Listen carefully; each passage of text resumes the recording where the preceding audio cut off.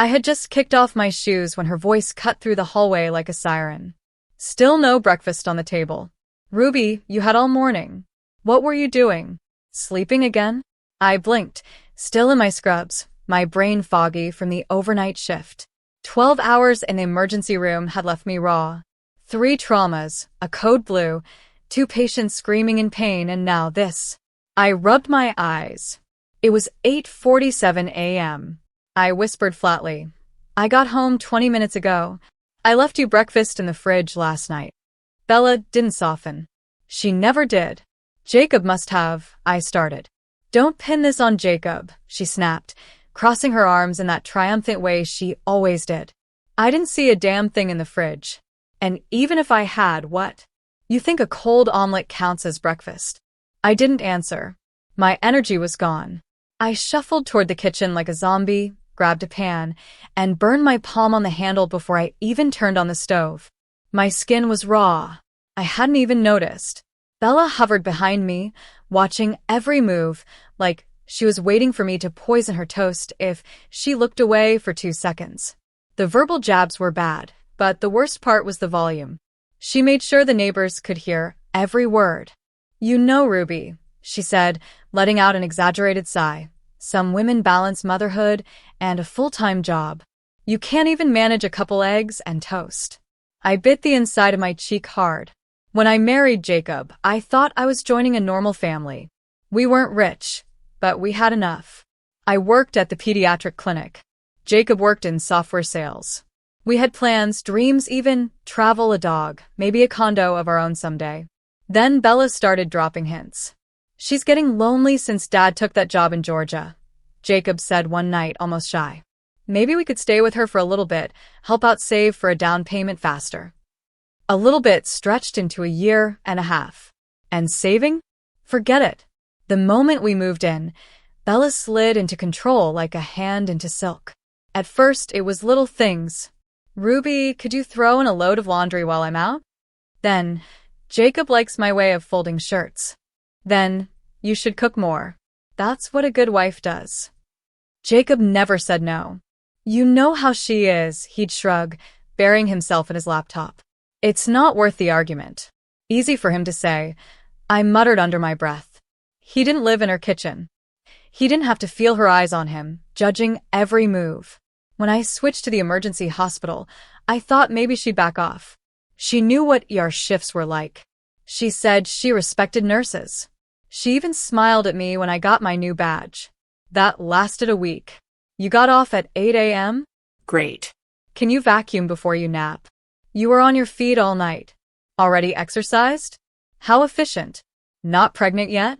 Maybe stress isn't the only problem. That last one cut the deepest. I remember the day I brought it up to Jacob. We should both get checked, I said. Just in case. The doctor said it's best to evaluate both sides. He blinked at me like I'd suggested we set ourselves on fire. I'm not doing that, he muttered. And there I was, standing at the stove, exhausted beyond reason, trying to scrape together the energy to fry some eggs for a woman who seemed to take pride in making me feel small. As the eggs sizzled in the pan, I felt every ounce of exhaustion press down on me. My body ached in places I didn't even know could hurt. My shoulders were stiff from constant tension, my hands raw from scrubbing, and my mind felt like cotton, foggy, heavy, impossible to think through. And yet, Bella was still behind me, breathing down my neck, her eyes scanning every movement, every gesture, as if my life depended on performing perfectly for her approval. I remembered the early days after moving in, when I still tried. I cooked dinners from scratch, folded towels exactly the way she liked, and cleaned the house until it gleamed. Every compliment she gave felt like a trap. There was always another expectation waiting, hidden like a stone in my shoe. No matter how much I gave, it was never enough. I glanced at the clock. 9 o'clock. Only an hour had passed since I got home, and already I was running on fumes. Yet, in Bella's eyes, my fatigue wasn't real. My long shifts, my dedication, my exhaustion, they were invisible. All that mattered was that breakfast was late, that I hadn't managed the kitchen the way a good daughter-in-law should. Jacob came into the kitchen, rubbing his eyes, clearly not fully awake. He paused when he saw Bella glaring at me, arms still crossed, her lips pressed together in that tight, disapproving line. "Morning," he mumbled, avoiding eye contact. Bella snapped her head toward him. "You saw nothing in the fridge? Cold omelet counts as breakfast now."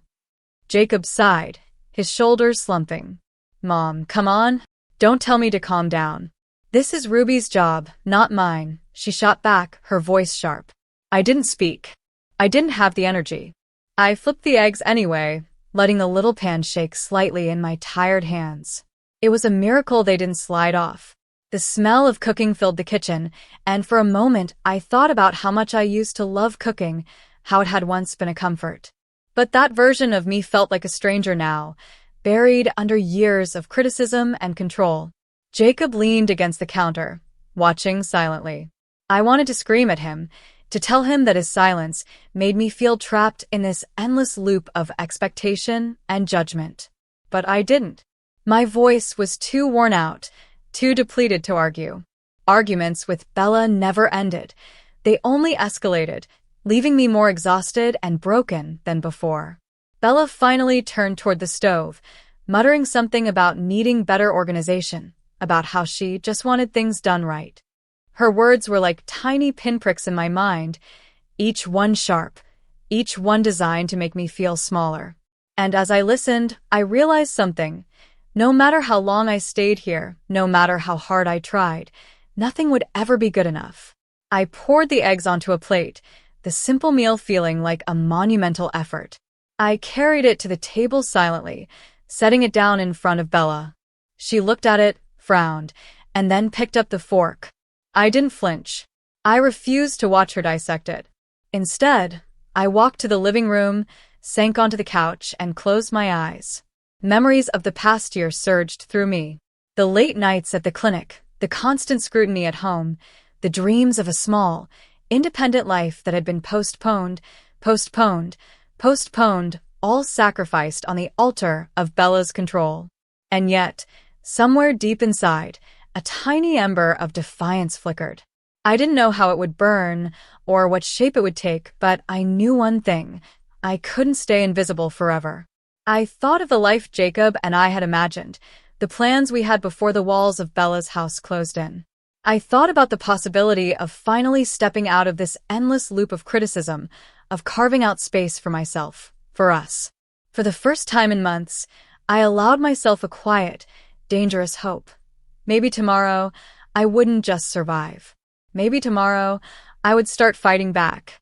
"That's humiliating," I said quietly, more to myself than anyone else. "It's not. It's medical," Jacob shot back. "The doctor just wants to." He cut himself off abruptly, not even glancing up from his phone. "Ruby, this is your issue. You're the one who wants a baby so badly. Go take your vitamins and figure it out." I stared at him. My mouth went dry. He didn't even look at me.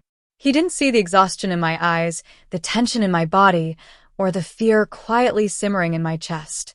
He just scrolled on, as if everything I felt was irrelevant. And now here I was, running on no sleep, frying eggs for a woman who despised me, all while pretending not to hear her muttering about how her friend's daughter had conceived on her honeymoon. It felt surreal, absurd, like I was trapped in some twisted version of life where kindness and logic didn't exist. I set her plate down without a word. She clicked her tongue. "No coffee," she said. I made the coffee. Then I did the dishes. Then I wiped down the counter. Then I checked my phone. 5 missed texts from my supervisor. Could I pick up an extra shift on Sunday? I hesitated. Sunday was Bella's birthday.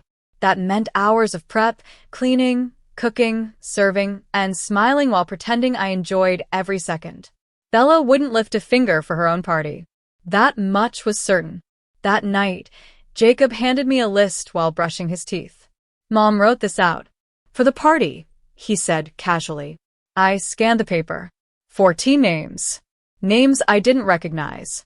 There were sections for food, appetizers, mains, desserts, drinks. Even the wine brands were listed.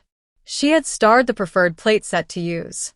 "I'm scheduled for a night shift Saturday," I said, frowning. I'll be off at 8 o'clock in the morning. Her party's at 2. He shrugged. You'll manage. You're always up late anyway. Just nap in between. I stared at him, disbelief in my voice. Will you help cook? He paused. I mean, you're better at it. Better at it.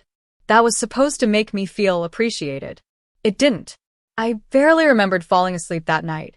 My legs cramped from standing all day. My hands twitched from holding too many trays of syringes at the hospital. In my dreams, I was drowning in pasta water, gasping for air as pots and pans sank me deeper. The next morning, Bella poked her head into my room at 11:45. Lunch. I didn't move. Ruby. Still nothing, she said, opening the door wider. I've been waiting 20 minutes. You don't want me to pass out, do you? I pulled myself upright, bones cracking like bubble wrap. By 12:15, I was back at the stove, boiling pasta, grating cheese, tasting sauces I couldn't even smell anymore. My body felt like it belonged to someone else, someone trapped in an endless loop of exhaustion. Bella stood in the doorway, wine in hand. Oh, and remember, Sunday, use the floral plates, not the blue ones. The blue ones are cheap. I didn't answer. You'll make enough, right? She added. Dad's coming in from Georgia. My chest froze. Jacob's father, the only person in that family who had ever treated me like I was human, was coming. I hadn't seen him in months. A strange flicker of hope and fear stirred inside me. Hope that maybe, just maybe, someone would see me, really see me. Fear that nothing had changed, that the house would still feel suffocating, that Bella's sharp words and judgment would still weigh me down like a heavy coat I couldn't remove. I turned back to the stove, stirring the sauce with hands that trembled, trying to focus on the food and not the emotions churning inside me. Every slice of cheese, every swirl of pasta, felt like a small act of defiance. I was surviving. Somehow, I was surviving. The day of the party arrived in a haze of fatigue and tension. By 10 a.m., I was already moving like a machine, setting up tables, arranging flowers, and double-checking the list Bella had forced on me. 14 names. 14 people she expected me to impress with food, drinks, and perfect service, all while staying invisible enough not to upset her delicate sense of control. Jacob tried to help in small ways, fetching a bottle of wine, folding napkins, but mostly he hovered near the counter, offering half-hearted encouragement. You're doing great, he said, brushing flour off his hands, but his words felt hollow. He didn't really understand. He never did. At noon, the doorbell rang. Bella glided to answer it, wearing a smile that seemed painted on. Guests started trickling in, each one greeted with a warmth I knew wasn't real. Behind her carefully curated facade, I could see her calculating every word, every expression, measuring me against her invisible standard. And then he arrived. Jacob's father. The man who had once made me feel human in a house that had nothing but judgment for me. His eyes softened when they met mine. Ruby, he said quietly, and for a moment, it felt like someone had opened a window in a room I'd been suffocating in. It's good to see you. Something inside me shifted. For the first time in months, I felt seen. Not for what I was doing wrong, not for what I hadn't done yet, but for simply being me. I smiled back, careful not to let Bella see. The party progressed, a blur of chatter, clinking glasses, and Bella's constant corrections. That plate should be on the left, Ruby. Who put the salad over there?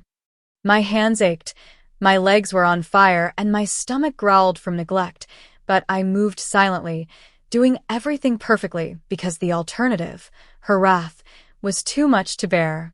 Between cooking and serving, I stole small glances at Jacob's father.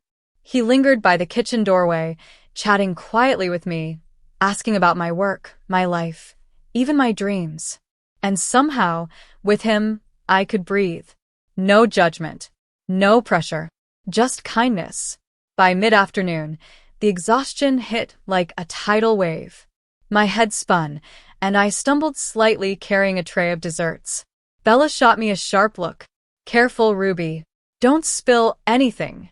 I nodded, barely holding back tears of frustration and exhaustion. But then Jacob's father stepped closer, steadying the tray for me. Take a breath, Ruby. You're doing fine, he said softly. That simple act, a small hand on mine, steady and calm, made the weight on my shoulders feel a little lighter. As the party continued, I realized something important.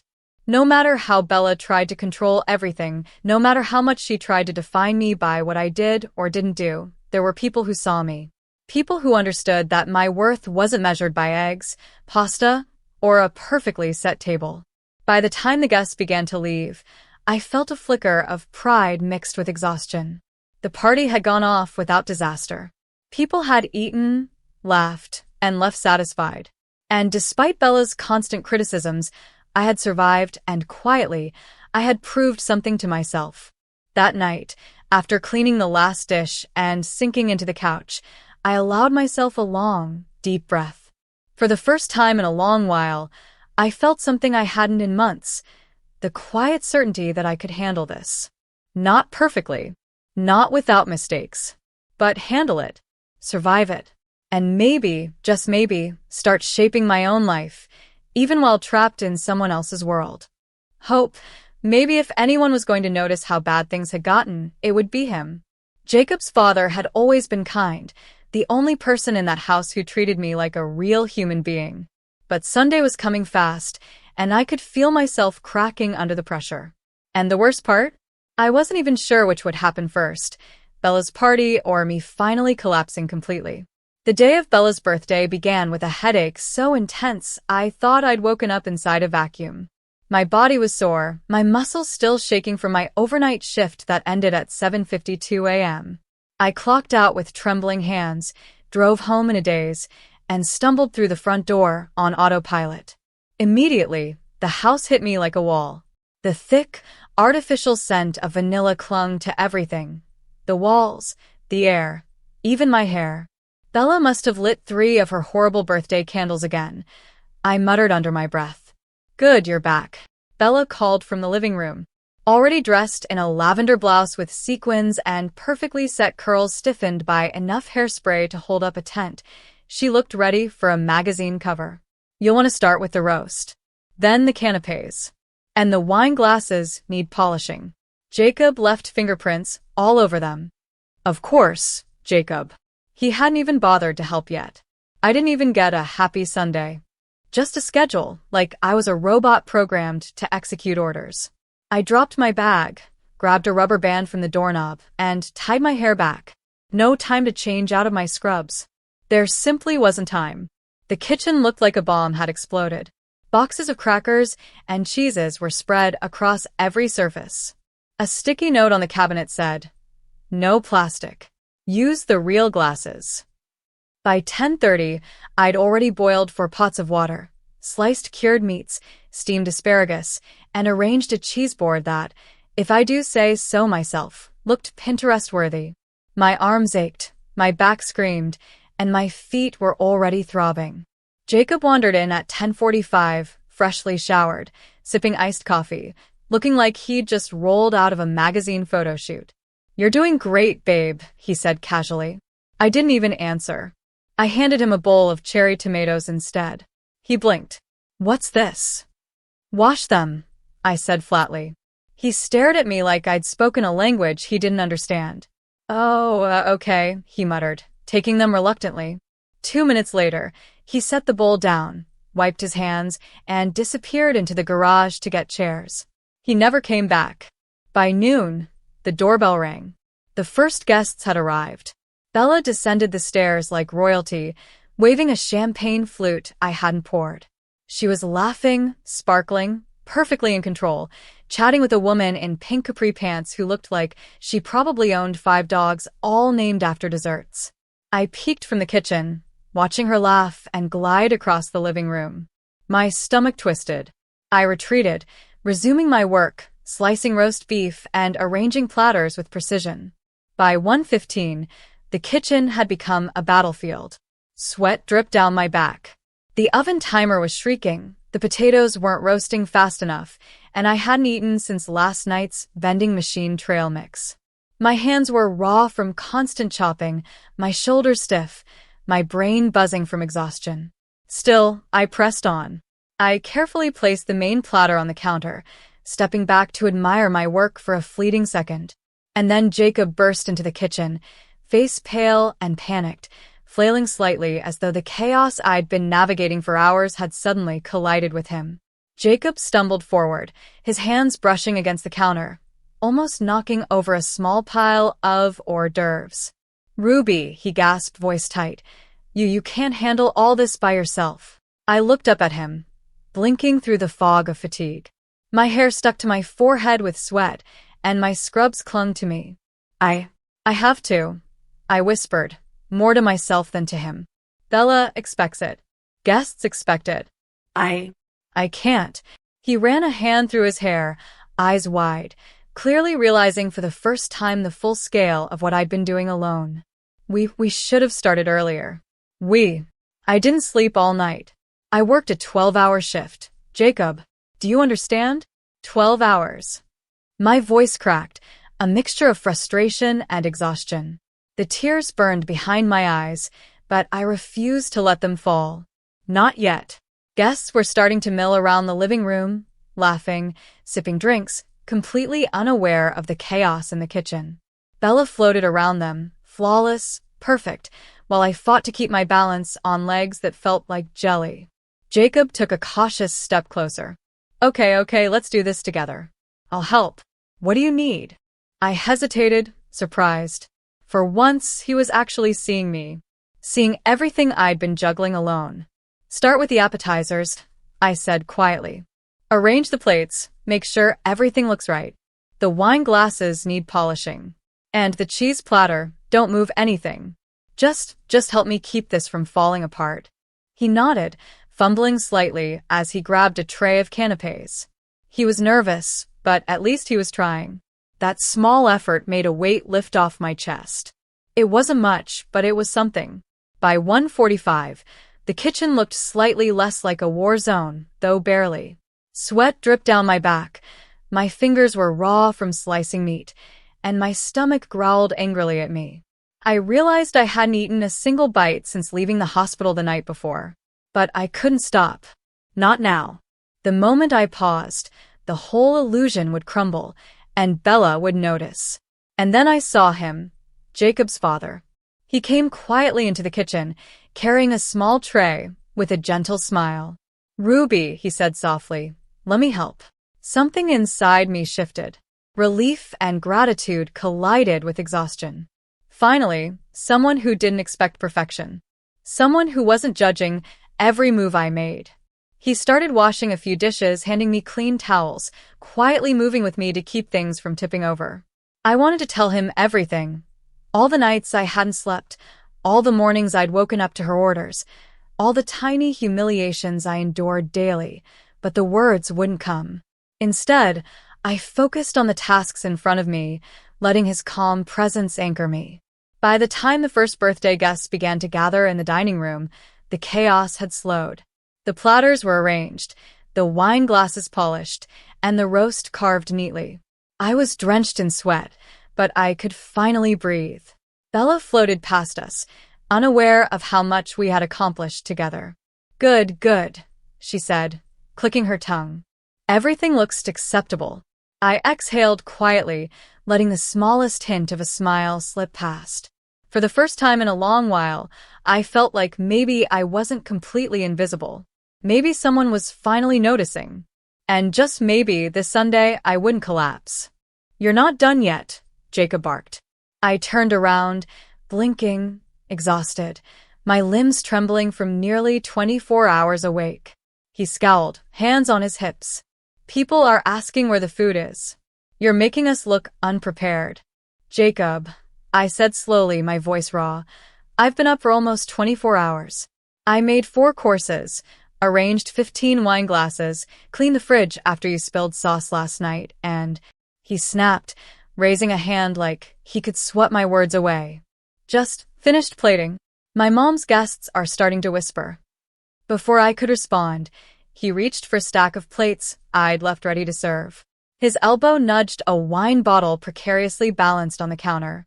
Time seemed to slow as the bottle teetered and crashed into the stack.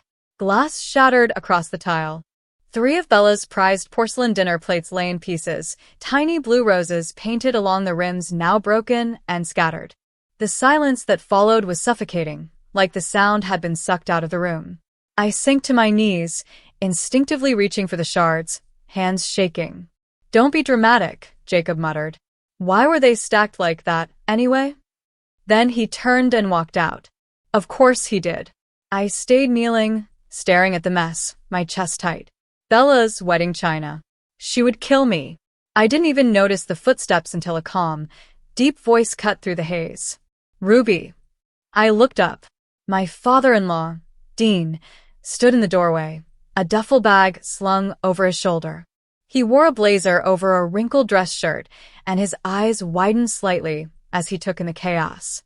"Oh," I managed. "Hi, what happened in here?" "Plates," I whispered. "They fell." He stepped inside, setting down his bag, scanning the kitchen. His gaze lingered on the rows of food, the steam rising from the dishes, the scattered mess, and finally on me.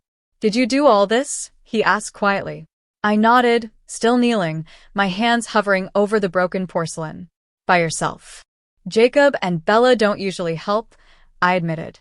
"It's always just me."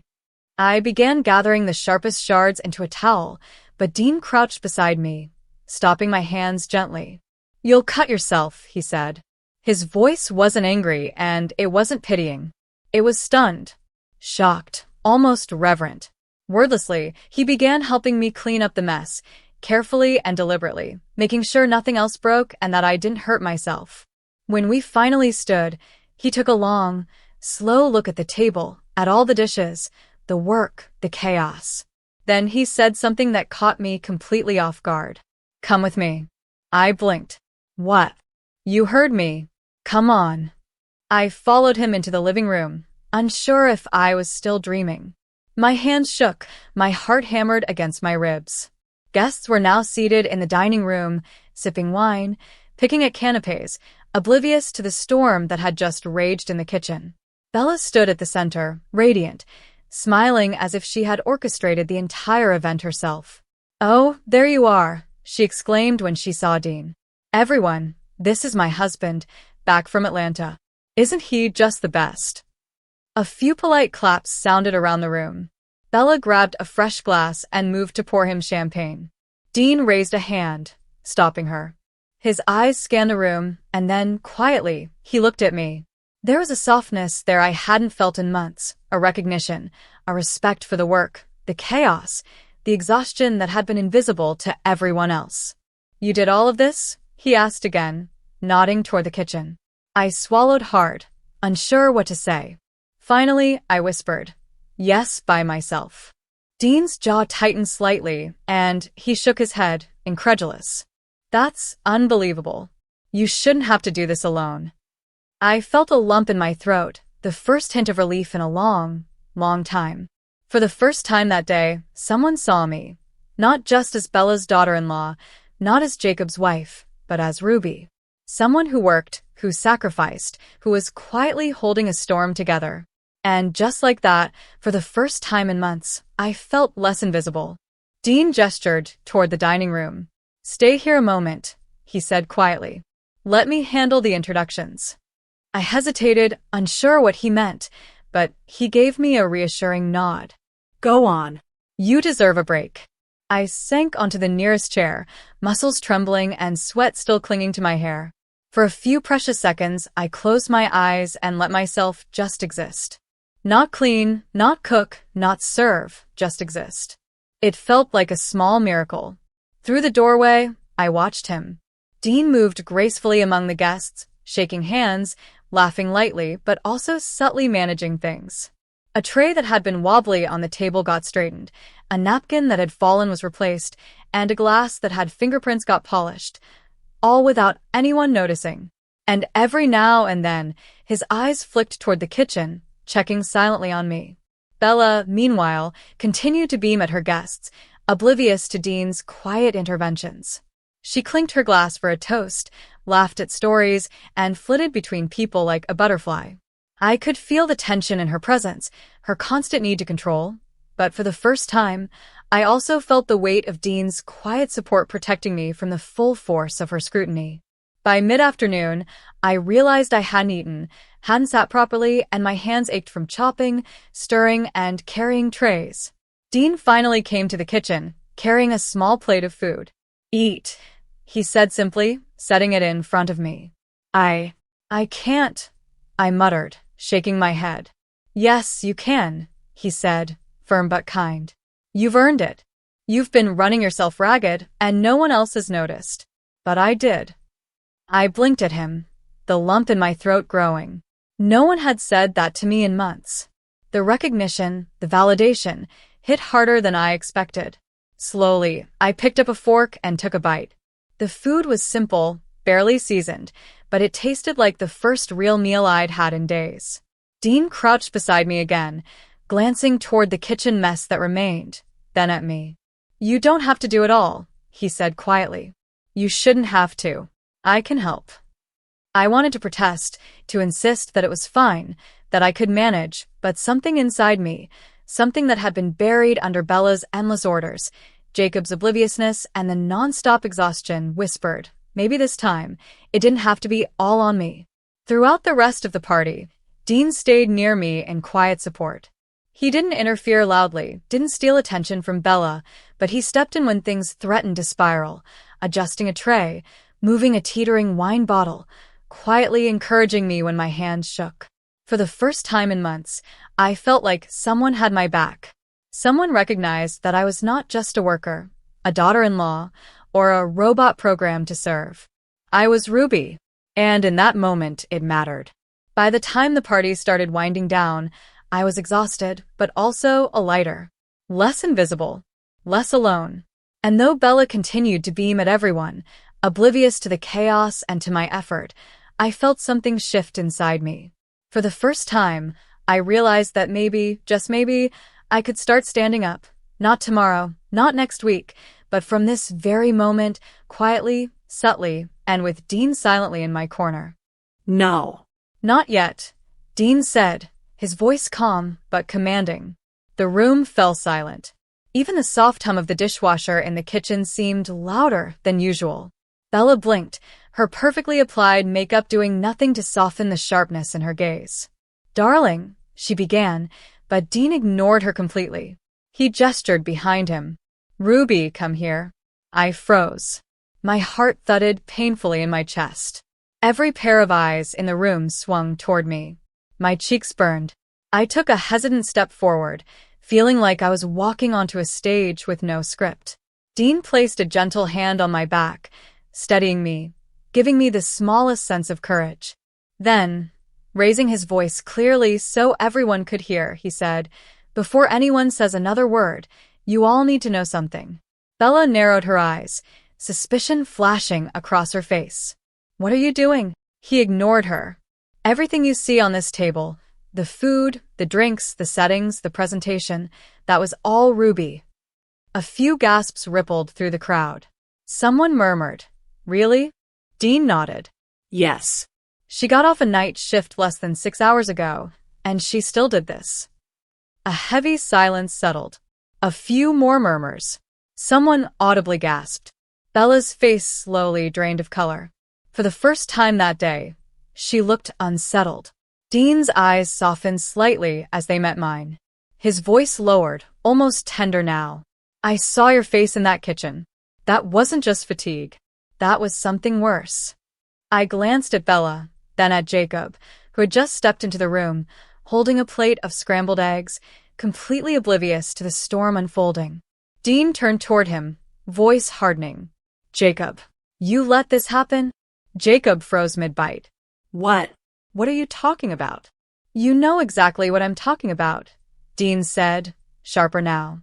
"Ruby has been living like a servant in her own home. Is this how you treat your wife?" "I didn't," Jacob began, but Dean cut him off. "I didn't know it was that bad." Jacob's voice faltered. I didn't know. She never said anything." I stepped forward, voice shaking but firm. "I did. You just never listened." Dean turned back to the guests, raising his voice so they could hear every word. "There's more you need to hear. A lot more." The room felt frozen. 14 guests, dressed for celebration, now looked like they had wandered into a courtroom.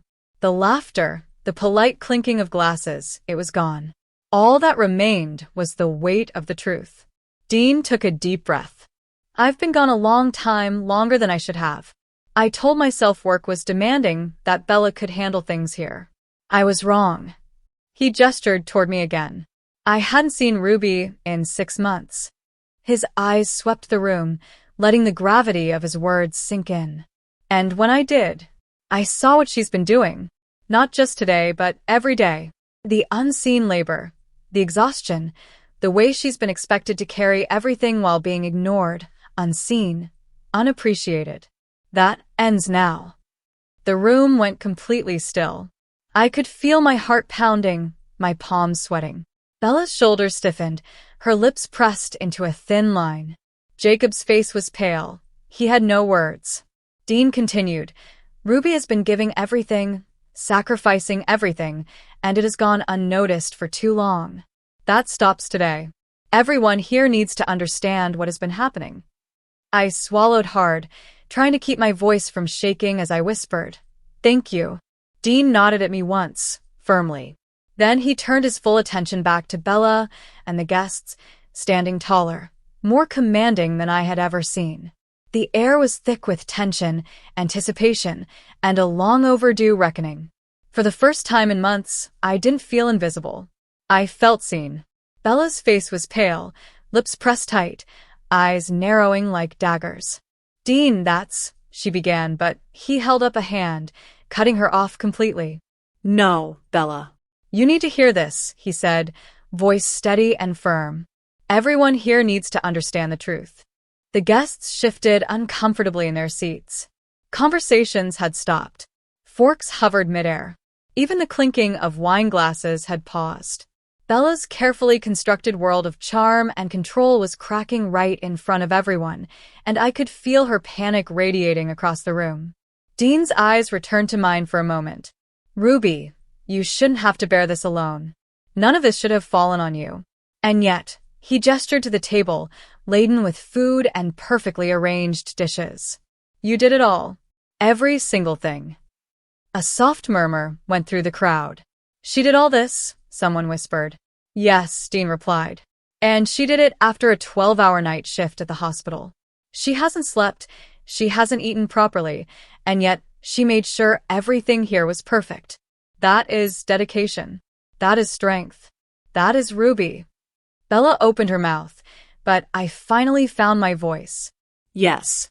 I did it, because I was expected to, because no one else would. My hands trembled, but I kept my chin high. And I'm tired of it. I'm tired of being invisible. Tired of being treated like I don't matter. The room went even quieter. A few guests exchanged surprised glances. Bella's jaw dropped, her hands twitching as if she wanted to grab at something, control, maybe, but she couldn't. Jacob finally spoke, voice small, almost guilty. I didn't realize it was that bad. I shook my head slowly. You didn't listen. Not then. Not now. And Mom, I glanced at Bella, whose face had drained completely of color. You don't get to control every little thing and pretend it's love. I am not your servant. I am not invisible. Dean stepped closer, putting a protective hand lightly on my shoulder. Exactly, he said firmly. No one should ever make you feel this way. Not your husband. Not your mother-in-law. And certainly not for their own comfort or pride. The guests were now leaning forward in their chairs, eyes fixed on the drama unfolding. Bella's shoulders slumped slightly, a flicker of disbelief passing across her face. For the first time, she was silent. No sharp words, no charming smiles. Just silence. Jacob swallowed hard, finally meeting my eyes. I should have helped. I didn't. You didn't listen, I said quietly, not angry, just tired and resolute. I've been telling you for months. But now everyone knows. You know. And things have to change. Starting today. Dean nodded approvingly. And I will make sure of it. This ends now. Ruby will not be treated like a servant in her own home ever again.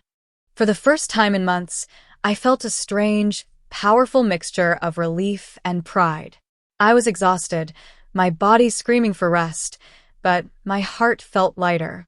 I had spoken. I had been seen. And, with Dean silently supporting me, I knew I wasn't alone anymore. The room remained tense, the guests unsure where to look. But something had shifted. The invisible weight I had carried for so long was finally being acknowledged. And for the first time, I felt like I could breathe. The woman who had arrived that morning didn't look like the same person anyone remembered. Bright eyes, full of energy, healthy and lively, gone. Now she barely seemed able to stand. Bella scoffed, tilting her head. "Don't be ridiculous. She's just tired." Dean turned slowly to her, voice sharp. "Tired? Or run into the ground? She's been working 12-hour night shifts while being your unpaid housekeeper." "I didn't ask her to." Bella snapped. "She offered," Dean said calmly. "I never offered," Bella insisted, her voice rising. "I said I was told. I said," my voice finally finding strength. "Every day. Make breakfast. Vacuum first. You'll rest later. Repeat. Every single day." A few guests shifted uneasily in their seats, exchanging uncomfortable glances. The room was thick with tension. Bella looked around at them suddenly, as if realizing she had an audience. "You all know I've had health issues," she said, trying to justify herself. "Ruby was just helping where she could. And, besides," she lifted her chin, trying to appear proud. "This is what a good wife does. She takes care of her husband's family." Dean's arms folded across his chest. "And what has Jacob done in return?" he asked, voice low but cutting. All eyes turned to Jacob. He swallowed hard, looking smaller than I had ever seen him. "Look, I didn't know it was that serious," he muttered, voice barely audible. "Then you weren't paying attention," Dean shot back. "Or maybe you were just happy to have someone else do the hard work for you." Jacob opened his mouth, then closed it again, looking like he wanted to disappear entirely. "Let's talk about something else," Bella said quickly, her voice trembling now. "Why don't we just enjoy the party? Ruby made all this food, and it would be a shame to waste it." "No," I said firmly, my voice ringing in the quiet room. "We're not done." I reached into my pocket and pulled out a small stack of folded papers I had tucked there days ago, just in case I ever worked up the nerve. I handed them to Bella, holding her gaze. "These are from the fertility clinic," I said. She blinked, confused. "What is this?" "Test results. Blood work. Hormone levels. Ultrasound scans. Everything," I said. Jacob stepped forward, his voice panicked. "You said you weren't going to." I held up a hand, cutting him off. "I said nothing before, because I was protecting you. But not anymore." Bella looked down at the papers, frowning. "So what? What do they show?" "I'm fine," I said, my voice steady. "Perfectly healthy. Every system working exactly like it should. Remember how you and Jacob kept whispering behind my back, saying I was probably barren? That I couldn't have children? Well, it's not me." Jacob's eyes went wide. "Wait, are you saying?" "Yes," I said, turning to him. "It's you. The doctor explained it. There's a chance of male factor infertility. But you refused testing. You said it would make you look weak." A ripple of shocked gasps spread through the guests. The room had gone completely still. Even Bella's carefully maintained composure was cracking. Dean stepped forward, voice firm and unyielding. "I told you after your first marriage ended to grow the hell up. That woman left because you and your mother did the exact same thing to her. Used her up and tossed her aside." My jaw dropped. "Wait, what?" Dean looked at me, regret heavy in his expression. "Your husband has a pattern," he said softly, but with deadly clarity. Jacob's ears turned red, and he looked like he had nowhere to hide. His face was pale, lips pressed together, and he couldn't meet anyone's gaze. For the first time, the consequences of years of arrogance and denial were finally catching up to him. The room felt like it was holding its breath. Guests glanced at each other in shock, Bella's face had lost every trace of color, and I finally felt the weight of years of frustration, exhaustion, and humiliation begin to lift, replaced with a sharp, burning sense of vindication. Bella's face went from pale to furious in a matter of seconds. Her lips trembled, her eyes darting between me, Jacob, and Dean. "How dare you?" she snapped, voice rising. "This is private. These accusations, you're humiliating us in front of our guests." "I'm done being quiet," I said, stepping forward, finally feeling some of the strength I had been holding back for so long. "I'm done being invisible. I'm done being blamed for things that are my fault. This isn't just about today. It's about every single day you've treated me like I don't matter." Guests shifted in their seats, whispering to each other. Some gasped audibly. A few shook their heads, unsure where to look. Bella's carefully crafted composure had completely crumbled. Jacob's face was pale, guilt written in every line. He opened his mouth, but no words came. His hands fidgeted nervously, as if he wanted to make excuses, but didn't know where to start. Dean stepped closer to me, protective, his gaze piercing Bella. "You have pushed Ruby to her limits," he said slowly. "You've relied on her for everything, her work, her patience, her energy, without acknowledging it. This ends now." Bella's voice quivered. But this is how families function. She's supposed to help." She agreed. "She never agreed," I interrupted, my voice louder now. "I did it because I had no choice. I did it because you expected it. And I'm not doing it anymore." A hush fell over the room. The guests sat frozen, their eyes wide. Some leaned forward, as if waiting for the next blow. Bella's mouth opened, then closed, and her hands clenched at her sides. Jacob finally spoke, voice small, almost broken. I never realized it was that bad. You thought. I echoed, incredulous. "You thought it was fine to let me carry everything alone? You thought it was okay to ignore me while I worked myself to exhaustion?" Dean nodded at me, silent support in his eyes. "He's only now realizing the consequences of his actions," Dean said to the room, his tone sharp but fair. "This is not how you treat someone you claim to love." Bella's eyes darted to the floor, her voice barely a whisper. I didn't mean." "You didn't mean?"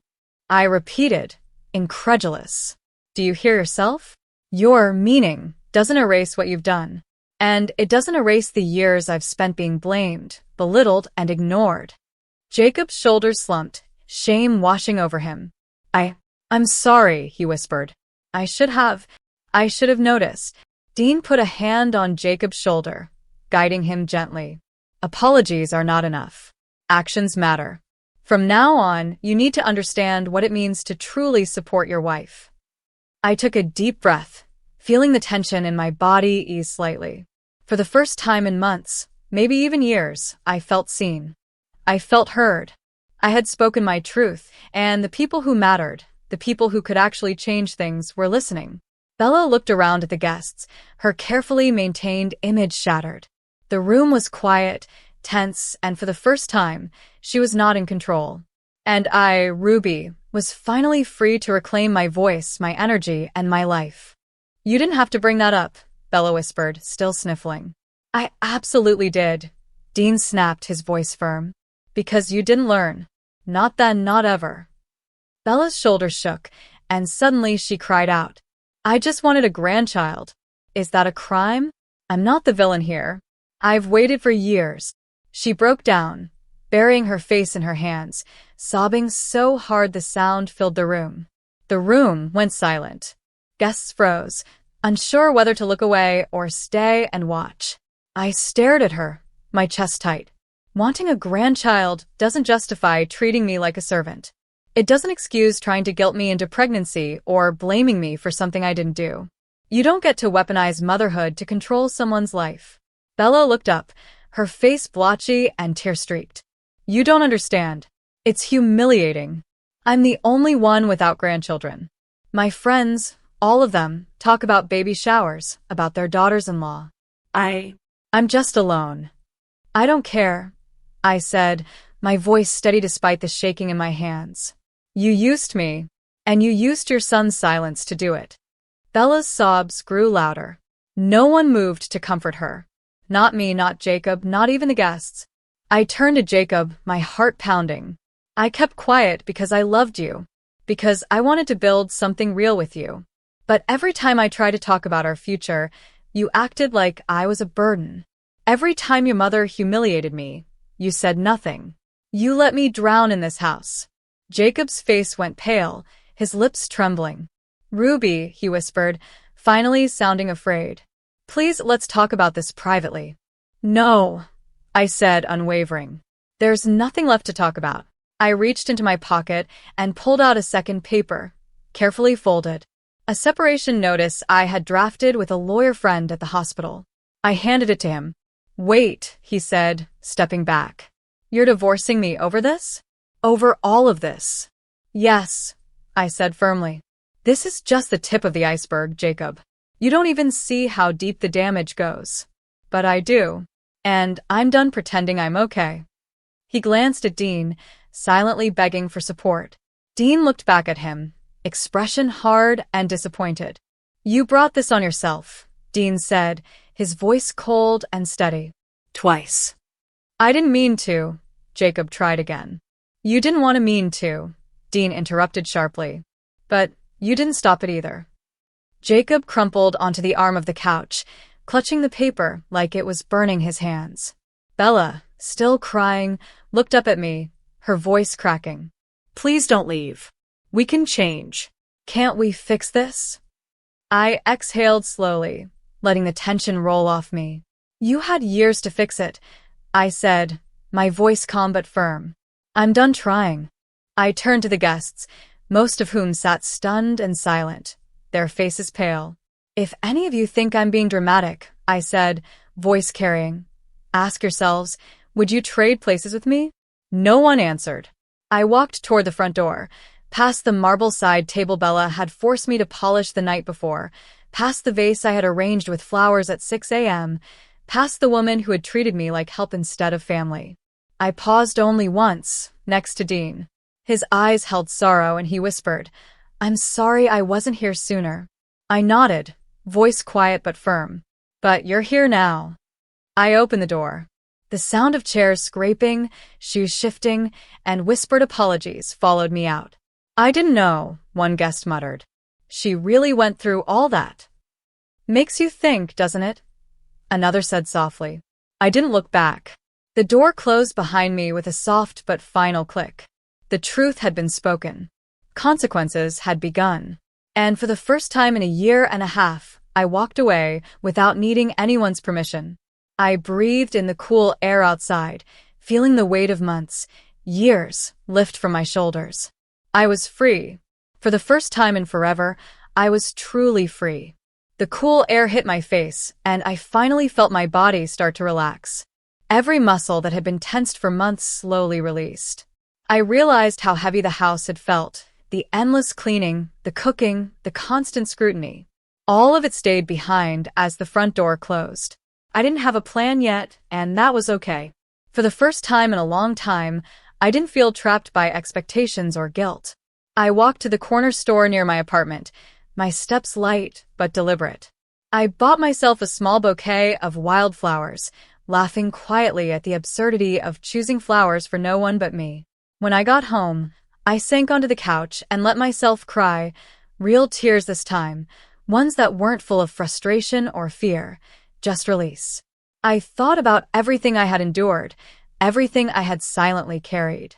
And then I thought about what I wanted: freedom, respect, a life that was mine. I opened my laptop and started making a list. Not a to-do list for someone else. For me. Things I had put off, dreams I had buried under Bella's rules and Jacob's silence. Travel. Saving for my own place. Going back to school, maybe. A real vacation without anyone criticizing how I spent my time. By the evening, I felt lighter. I cooked myself a simple dinner, just eggs and toast, nothing fancy, and sat down to eat without anyone hovering, without the constant tension. For the first time in years, I didn't have to explain myself or justify my choices. I called a friend from the hospital, someone who had been quietly supportive over the years. I left, I said simply. And I think I'm finally ready to start living my life. She cheered softly over the phone. Ruby, that's amazing. You deserve this. I smiled, a real smile. One that felt like it belonged to me. It was strange at first, this sense of control, this feeling of claiming my own life. But it was powerful. I knew there would be challenges ahead, papers to file, conversations to have, boundaries to enforce. But for the first time, I felt like I could face them. That night, I slept through without interruptions, without guilt. And when I woke up, the sunlight streaming through my window felt like a promise. The world outside had always been there, waiting for me, and now I could finally step into it. No one could dictate my value anymore. No one could define my limits but me. And for the first time, I believed that maybe, just maybe, I could finally be happy. The days after I left Bella's house were surreal. I woke up in my own apartment for the first time in over a year and a half, and didn't feel a single pang of guilt. The walls weren't adorned with expectations or judgments. They were bare, waiting for me to fill them with my own life. I unpacked slowly, taking my time with each box, each belonging, savoring the sense that these items were finally mine, not a tool for someone else's perfection. I bought new furniture, not expensive or fancy, just things that felt right. A soft couch that I could sink into without worrying about dusting it constantly. A small wooden table where I could eat meals in peace. A lamp that cast warm light, no longer the harsh glare of someone else's taste. Every decision felt revolutionary. Every choice reminded me I was no longer invisible. At work, my colleagues noticed the change immediately. I laughed more easily, moved with lighter steps, and even stayed later, not because I had to, but because I wanted to. I started taking on projects I had put off, pursuing ideas I'd shelved when my life had been consumed by Bella's whims and Jacob's silence. I remembered the patient I had helped months ago, the gratitude in her eyes, and realized I had almost forgotten what it was like to feel proud of my own strength. Friends invited me out, and I began rediscovering life outside the hospital and the kitchen. Movie nights, brunches, long walks in the park. I allowed myself little indulgences, new shoes, a spontaneous trip to the coast, a book I could read without interruption. At first, the freedom was almost frightening, as if I didn't know how to be unbound. But slowly, I learned that liberty could be gentle, sustaining, and deeply nourishing. Jacob and Bella tried to reach me. Calls, texts, even a message through a mutual acquaintance. I didn't respond. Every time I imagined seeing them again, I felt a flicker of old fear, but it was fading, shrinking into something manageable. The anger I had carried for so long had begun to turn into clarity. I no longer needed their approval, nor did I need their presence to validate my existence. I existed. I thrived. And that was enough. One afternoon, I walked past a quiet cafe and decided to stop. I ordered a coffee and sat by the window, watching people pass by. Families, couples, strangers on their own journeys. I thought about the woman I had been, the exhausted, invisible Ruby, and I smiled softly. That Ruby had survived. That Ruby had endured. And now, this Ruby, this free, fierce, unbroken version, could finally breathe. I began keeping a journal, chronicling every step of my transformation, the fears I conquered, the small victories, the quiet moments of joy. On some days, I would read the words aloud, letting them solidify into reality.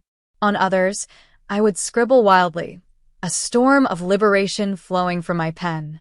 I wrote about traveling, about adopting a dog, about someday opening a small clinic where people were seen and heard just as I had longed to be. And slowly, I forgave not Bella, not Jacob, not even the circumstances. I forgave myself for the years I had allowed their control to shadow my life. But forgiveness did not mean forgetting. It did not mean opening the door again. It meant taking my power, my worth, my life, and never letting anyone diminish it again. Months passed. Seasons changed. I planted flowers on my balcony, watched them bloom, tended to them daily. Every blossom reminded me that life could grow again, even after neglect. I started running in the mornings, feeling my body move with strength and purpose, not exhaustion. I discovered laughter I hadn't heard in years, the deep, belly laughter that comes when the soul feels unchained. And then, one morning, as the sun rose golden and warm across the skyline, I sat on my balcony, coffee in hand, notebook open, and realized something extraordinary. I had survived. I had endured humiliation, neglect, and disregard, and I had emerged whole. I was not only surviving, I was thriving. I was building a life that no one could take from me. No one could dictate my worth, my dreams, or my happiness. For the first time in years, I truly believed that I was enough, that my voice mattered, that my choices were mine alone. And I whispered to the wind, to the city, to myself, this is only the beginning. I closed my notebook, took a deep breath, and stepped back inside. The world was vast, unpredictable, and beautiful, and now, finally, it was mine. Ruby had walked away from fear, from oppression, from people who could not see her. And in that walking, she had found herself. Not just the woman who cooked and cleaned and loved quietly, but the woman who would live loudly, boldly, unapologetically. And for the first time ever, she smiled knowing she would never have to look back again.